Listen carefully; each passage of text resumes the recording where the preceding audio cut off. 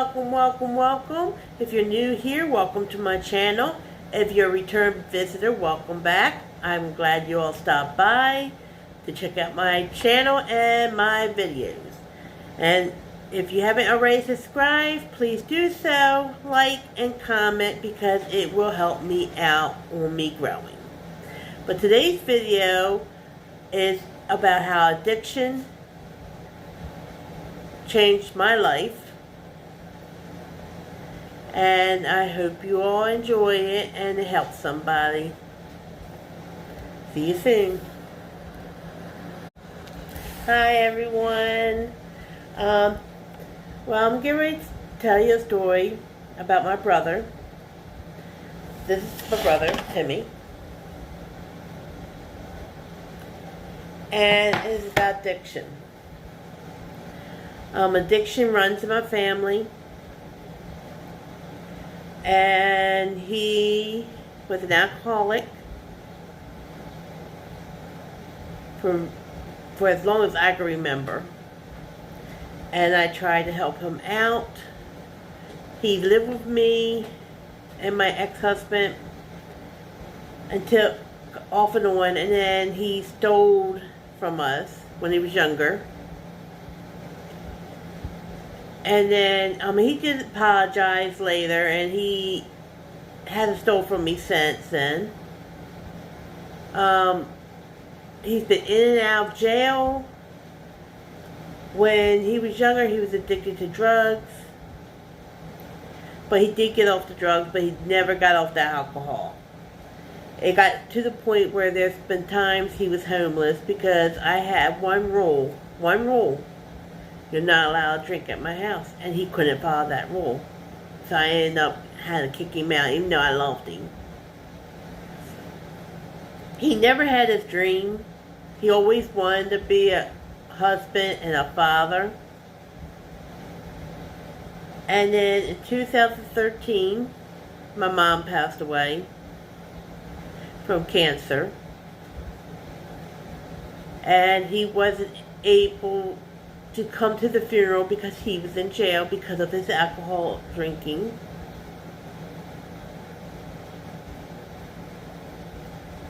And when he finally got out, his girlfriend at the time broke up with him. But she also had cancer, which I heard that she passed away. I don't know if she did or not. That's what I heard.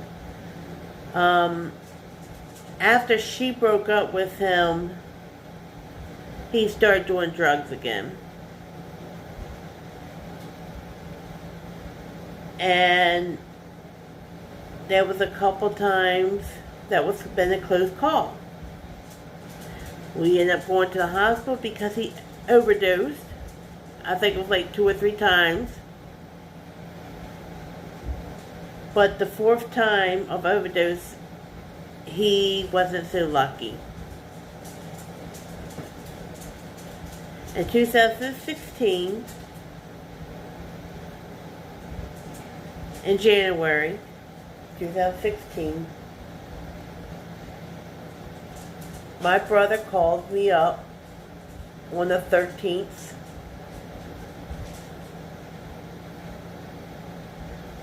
I was at work, getting ready to start work, and he was drunk. And he was sitting there talking about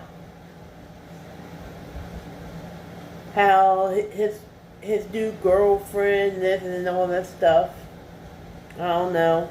Just complaining about that she had nothing to do with mom. I have no idea. And I said, Timmy, I said, I'm at work. I can't deal with this. I'm getting ready to start. I gotta go. And he wouldn't shut up, saying I'm hanging up on him. And that night when I got home after 9 o'clock, he called me to ask for my cousin's phone number. So I gave it to him. And that was the last time I talked to him. The next day, I tried to get a hold of him. Couldn't get a hold of him. And I tried for days trying to get hold of him. Couldn't get hold of him. And I said, it's not like him. You know, even if he didn't answer the phone right away, he always called me back. Always. So then I started posting on Facebook, has anybody seen him in the area? Which nobody said they saw him. And then one day I was at work, about a week later, and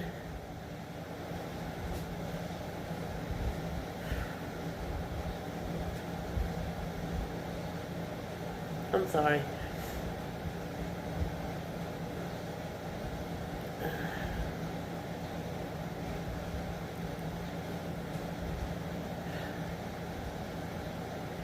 My son calls me and says somebody stopped by the house, was looking for me, and he left his number, and he said something to do about Uncle Timmy that the officer told me. So I couldn't wait to get off work, so I called him. And to see what was going on, because I knew I couldn't find him. It's been a week and I haven't talked to him. And it was his old probation officer. And he said that he got a phone call from the hospital that he was in the hospital and he was on life support. They said they didn't know who to contact. How they got his name was because my brother had on him was a wallet with an ID on it that had his name on it, so he knew his name. And they started trying to find out where, find relatives, so they were looking on the computer, and they came to find his old court probation officer's name, and they called him to see if he had any way to contact his family. And I was the only person they had down because, like I said, after that, in 2013, my mom passed away. So he told me that he was in the hospital on life support. So I ended up asking my job if I could go home, told my brother's in the hospital and he's really bad off. And I called my daughter and asked her to come get me because I don't drive. And she asked me what was wrong and I told her. So she came and got me and we went from my job to the hospital. And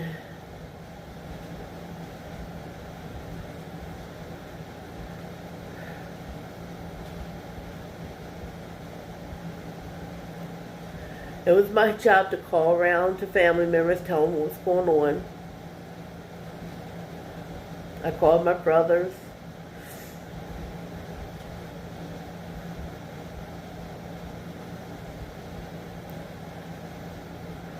And when they finally took us in the back room to talk to us, my daughter and I was sitting there.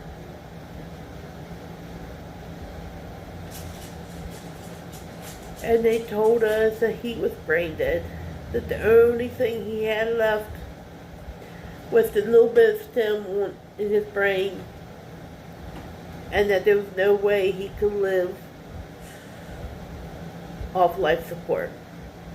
But we had to make the decision if we should take him off life support or not.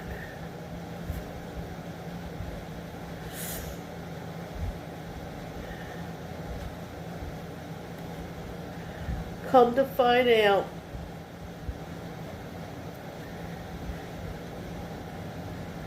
the day after I talked to him, where I couldn't get a hold of him and another guy met up with some other guys. I don't know. We don't really know the whole story. And I guess he was doing drugs.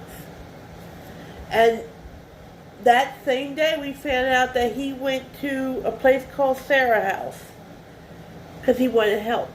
He wanted to get clean. And he had filled out the paperwork and everything, and then he left there and he ended up doing drugs. And for years I kept saying, these people are not your friends, Timmy. You don't need to be around these people. They're not your friends. Friends care about you. The people he was with took him and the other guy he was with and took him by a 7-Eleven and threw them in the field.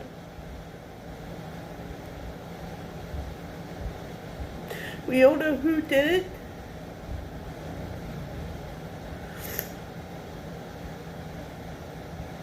An off-duty fire chief stopped by the 7-Eleven and he looked over and he saw something laying on the ground, so he walked over to see what it was because he was curious, and he found 2 bodies laying there. One body was breathing, the other one was not. So he was there by himself, so he called 911, and while he was waiting for them, he worked on my brother for 40 minutes. My brother was not breathing. By the time the ambulance got there and they got him to the hospital, they did get his heart started. But his breathing did not last long. That's why they put him on life support. Hoping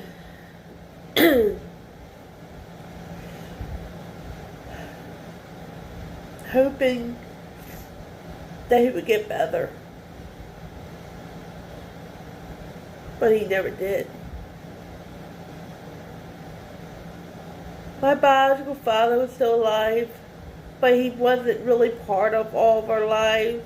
I mean, he was more part of the boys' lives, but he was never part of mine.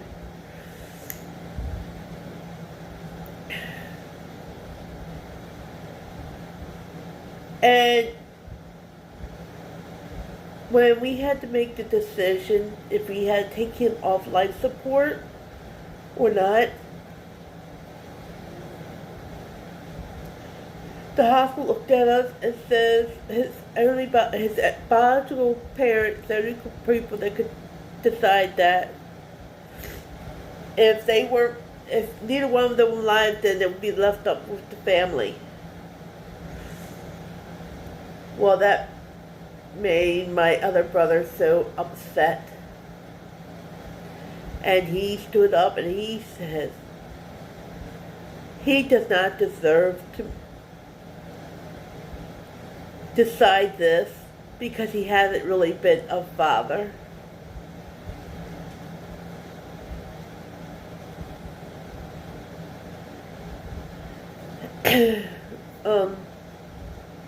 So they looked at him, they said, do you mind if the siblings decide? And he said no.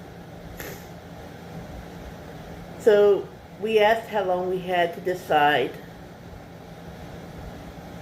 And they told us. So we thought and we thought. We prayed on it. They said that they could put a tube in him to help him breathe.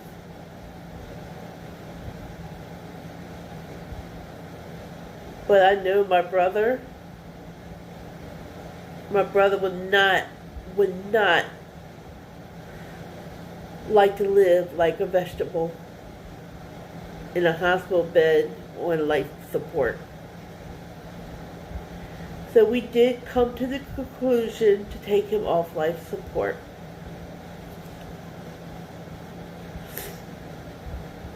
My brother was 39 years old. 39 when he passed away in January of 2016. This is all the only picture I have of him. The only other thing I have of him is my urn. It's the urn he in because he was cremated.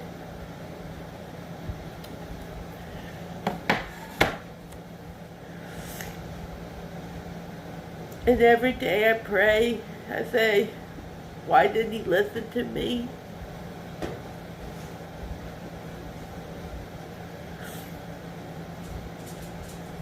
But people that do drugs and alcohol, they don't listen. They have to get themselves clean. They have to want it bad enough because you only can do so much.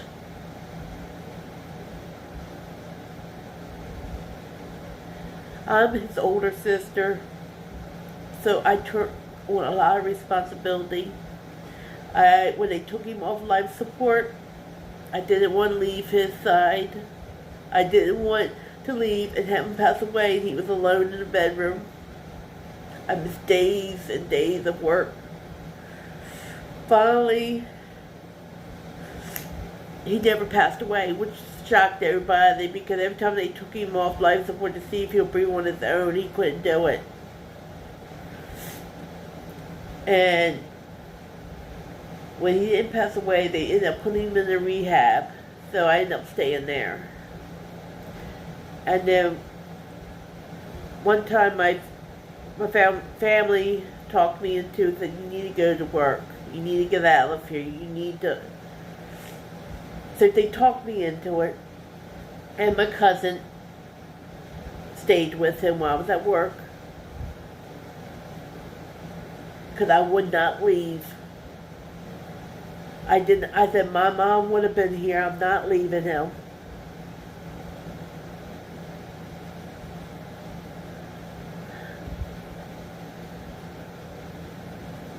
When I went to work that day, everybody was asking me if I was okay, and I said, yeah. They said they were shocked I came into work.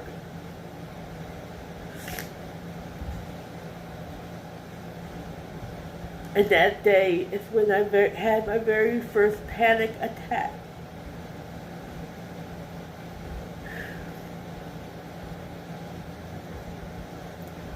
When I got off work, I ran back to the rehab place, and I stayed there. I didn't leave, and I didn't go back to work because I couldn't.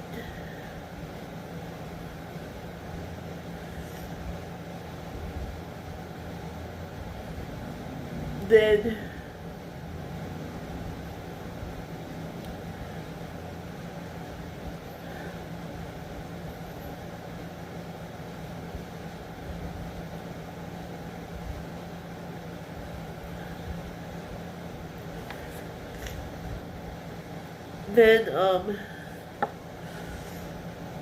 the nurse came in and told me that they would expect him to go that night. So I called family members and told them, and they all came down, we're all sitting around him, really waiting for him to die, to go on. Around 12 p.m. he still had not gone. So people end up leaving, and I said, well, I'm not going nowhere. I said, if he passes on during the night, I would not feel right. I'm staying here. So my aunt stayed with me. 4 o'clock that morning, it sounded like he stopped breathing, so we got the nurse, and the nurse says, she don't think it's going to be much longer. So I called my brother up to tell him, and he happened to take sleeping medication. So he didn't get to the rehab place until 9 o'clock in the morning, and I was afraid he was going to not be there. But you know what? My brother held on for him to show up. We thought he stopped breathing again. They came and checked him. They said, no, he's still breathing. I said, what do you mean he's still breathing? I don't even. He said, you see his stomach moving up and down? He's still breathing.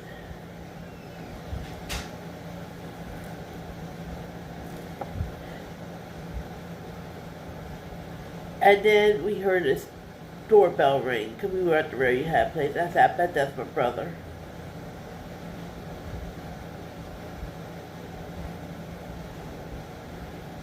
And as soon as my brother walked into the room, my other brother passed away. He was like literally waiting for him to show up. We never found out who threw him, another guy, in the field. I don't ever know what happened to the other guy. I don't know. And to this day, I still think about it. Who would have done something like that? But I know one thing, whoever it was not his friend.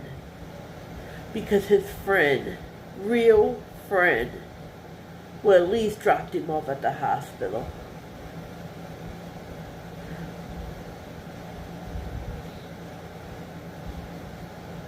But now I know he's with my mom and he's happy. But the only one of my grandsons he met was my oldest one. My oldest one, he was 13 years old, and he doesn't even remember him.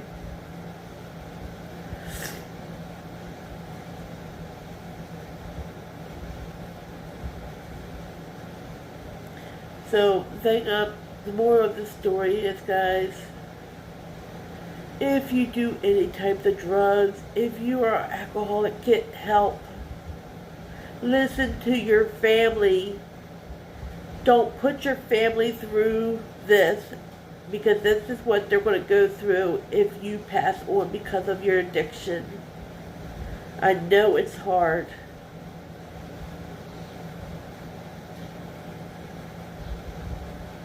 But you don't want to leave your family with just a picture and memories of you in a gravesite or a urn.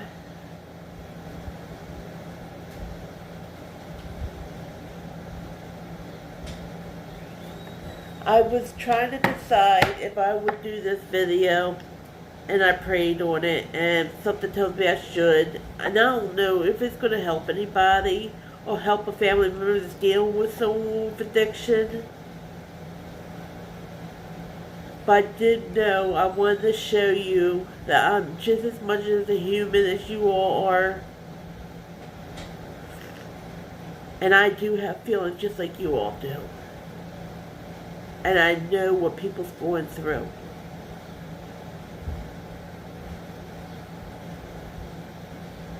So, I hope this helps you. And if you like this video, please hit subscribe, like, and comment. Let's get this message out to people. Let's get this message viral. And the only way we could do this is by you liking, sharing, and commenting. Let's try to help as many people as we can.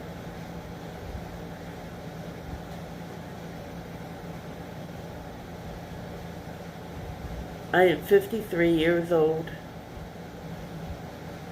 and I'm just now learning that it's never too late to live your best life. So never give up on yourself or your family members. To people, it looks different. Some people might say they have to walk away from their family members because they're not listening and you can't sit there and watch them die. I had to do that once.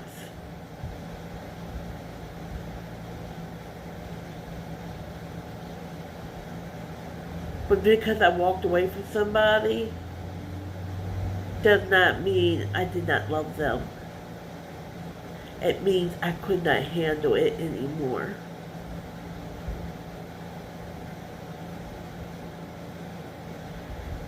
God is with you all. Just keep praying, and He will give you the answers you are looking for. Love you guys. Bye.